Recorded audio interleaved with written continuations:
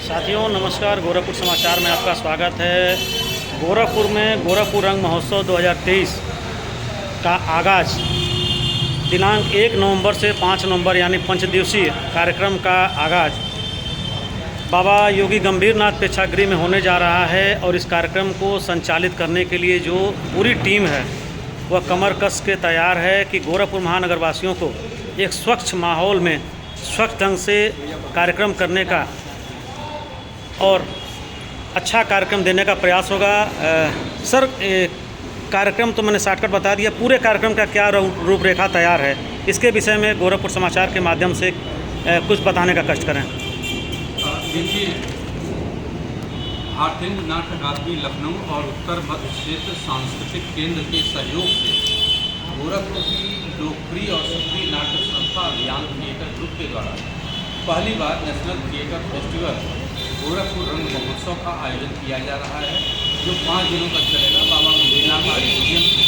इसमें मुंबई, दिल्ली, उत्तर प्रदेश, बिहार और मध्य प्रदेश की नाट्य संस्थाएं आकर अलग अलग नाटकों का मंचन करेंगे।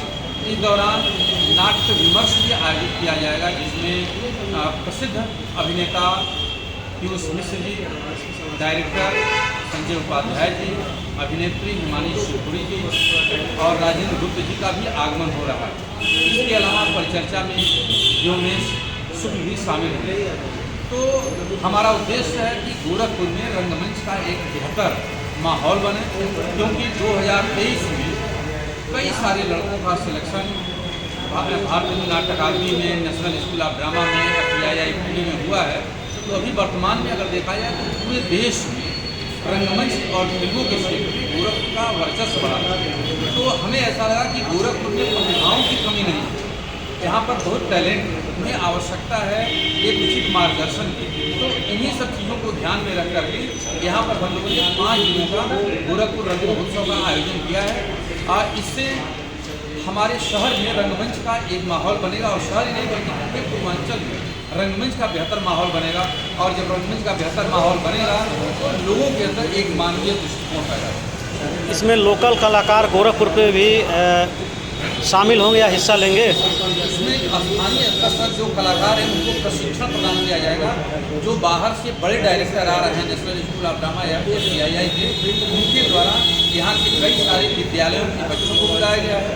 यहाँ के जो स्थानीय कलाकार हैं उनको बुला करके उनको प्रशिक्षण दिया जाएगा, और जो बाहर से डायरेक्टर आ रहे हैं उनसे रूबरू करवाया जाएगा, और बाकी वो नाटक देखेंगे, जिससे पूरे देश में जो अलग अलग तरीके के नाटकों का मंचन हो रहा है उससे वो रूबरू। क्यों गोरखपुर शहर को ही आपने इस कार्यक्रम के लिए चुना है, चूँकि लखनऊ भी है, तो क्यों गोरखपुर पे ही आपका विशेष ध्यान केंद्रित रहा? जैसे एक तो हमारी जो नाट्य संस्था है वो गोरखपुर की है, तो हर व्यक्ति की एक सीमा होती है। तो हम बीच बीच में अपने नाटकों के मंचन पूरे देश में करते रहते हैं, लेकिन यह हम नाट्य महोत्सव आयोजित कर रहे हैं, तो बाहर की टीमें अगर यहाँ आएंगी तो यहाँ के लोग उन नाटकों को देखेंगे। यहाँ के लोग बाहर जाकर के दिल्ली, मुंबई की नाट्य संस्थाओं का नाटक नहीं देख सकते हैं। तो इस नाते हमारा उद्देश्य यही रहा है कि जब यहाँ नाट्य मंचन करेंगे तो जो यहाँ के लोग हैं वो बाहर की जो संस्थाएं हैं उनके नाटकों का मंचन देखेंगे, और इससे वह रंगमंचीय दृष्टिकोण से समृद्ध होंगे। आज के जो डिजिटल क्रांति है, इसमें नाट्य को किस स्तर पे आप पाते हैं? देखिए, यह बदलाव का दौर है, और आज की इस डिजिटल क्रांति के दौर में आदमी भी डिजिटल होता जा रहा है। बहुत मानसिक रूप से वह तनाव में है। हम वही बदलाव लाना चाहते हैं कि आपस में संवाद समाप्त हो गया है, आदमी नहीं रहा है। तो जब रंगमंच होता है तो रंगमंच में जो परफॉर्मेंस होता है वो जीवंत होता है। तो आदमी जब उससे बढ़ता है तो उसके अंदर इमोशन आता है, जीवंतता आती है।